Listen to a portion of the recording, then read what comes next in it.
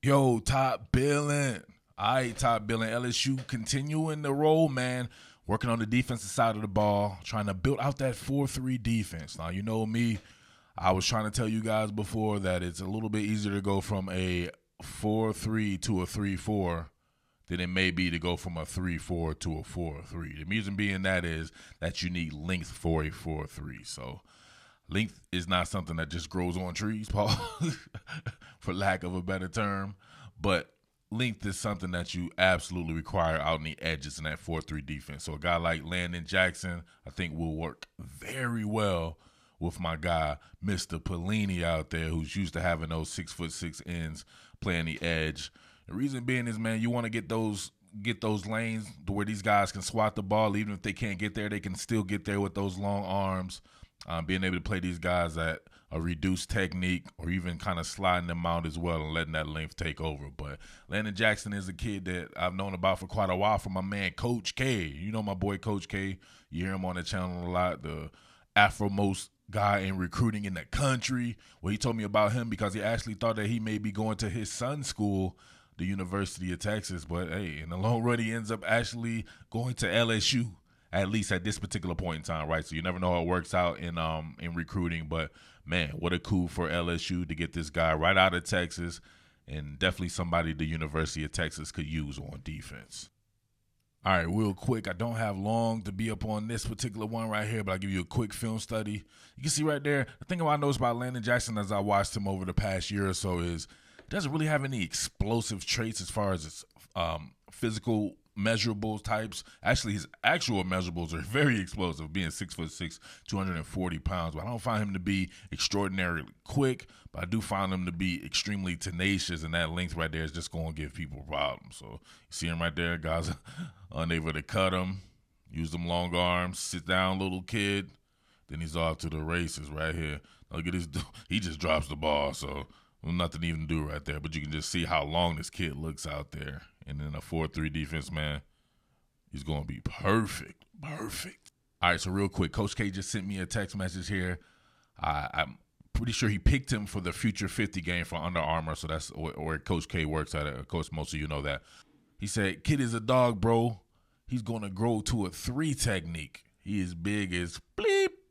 So that's pretty interesting to think about right there. A cat like that, man, if he's already 240 pounds, he has a whole senior season to go. That does make sense, man. He could easily be 265, 270-something pounds, become a 3 technique.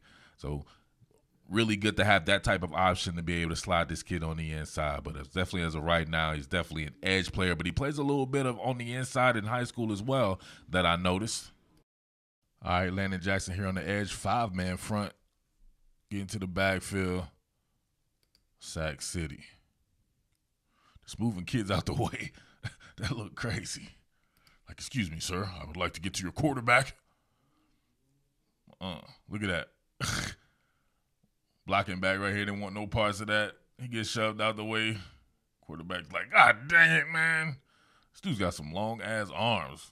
Definitely see him as a 3 technique. No doubt about that. But I definitely like the length right away as a hand in the dirt 6 technique. All right, we see him standing up right here, motorcycle stance, running a twist, right? So I would like to know a little more about this kid, right? Seems a little awkward to me at sometimes, like he's still growing into his body. Definitely see a lot of traits, though, that you can work with, and he's going to be good in the future, man. But look at him get skinny right here. Not overly physical, I noticed, too, on film. Kind of a drag tackler. Kind of wrap and roll, alligator style kind of. So we'll see how that works out when he gets a little bit more time. But I definitely like what I see. Backhand in the ground, 6 technique. Could definitely work on his pad level a little bit. But, man, you can't deny. Yeah, these kids just got to learn to bend a little bit when they're this tall. That's the awkward part of being 6'6" as a 17-year-old or whatever like that. But you see him getting the job done. I like it, man. Really like it. All right, kind of a Coach K preview here. You see him right here, more at a 3 technique. Get skinny. Like it. You see what I see, though. Look at that. Let that be like a Jadeveon Clowney. I want to get this kid in the film room, show him Jadeveon Clowney. Look at him. Jadeveon Clowney get that head on the outside, and he'll run right through you. This kid immediately grabs and then turns, and he's looking to kind of sling you down there. So you can see the parts of his game kind of raw. I think Coach K told me he hasn't even been playing that long. Kid's 6'6". Everyone that offered this kid, I see him more as a projection type cat. But he's getting with the right people at LSU. If Bo Pelini is still around by the time he gets there, he's going to be hell on wheels, man, when they get this guy. Because you can't teach 6'6", and you can't teach somebody already being 240 pounds at 17 years old or whatever like that. So LSU, man, continue to keep it rolling. They're going back into Texas like back in the day. Well, shit, that never really stopped. They're always in the Texas messing around up in Texas. So don't mess with Texas. LSU always messing with Texas. So great pick up there by LSU Tigers, man. Check back with me for more. Peace. What more can I say? Top Billin.